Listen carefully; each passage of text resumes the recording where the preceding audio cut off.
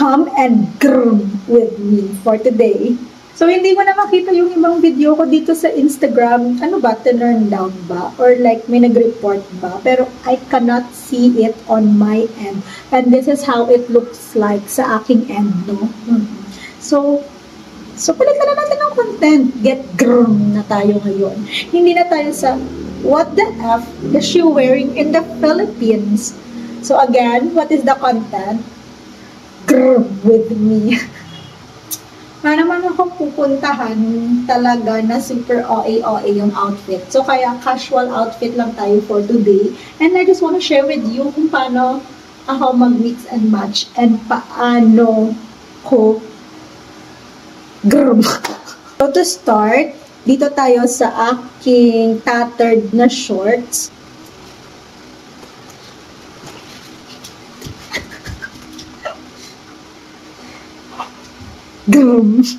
Ayan siya.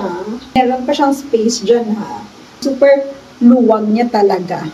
And for the top, I'll be using this. Binili ko to sa Ukay-Ukay for 60 pesos. And alam kong magagamit ko siya ngayon dahil sobrang lamig, dahil may bagyong Verbana.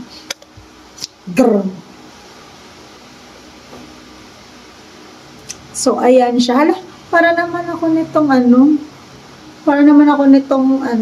Duchess of the UK. Sige lang, trust the process. Let's open one button there. Grabe naman. Siyang maliit. Ayan. For the doll shoes. For the go. Okay. Parang ang formal. To accessorize, paglagay tayo nito ng necklace. Ayan. Mas maganda siya pala kung naka-close. I-close na natin. Maglagay tayo ng additional layer. Bonggang-bongga. So, layery. Things on. And for the bag, I'll be using this to match this with this and the shoes.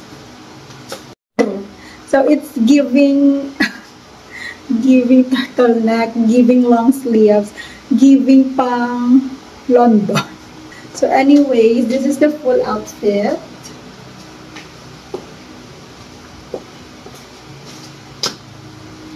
So yeah, let's go. Bye.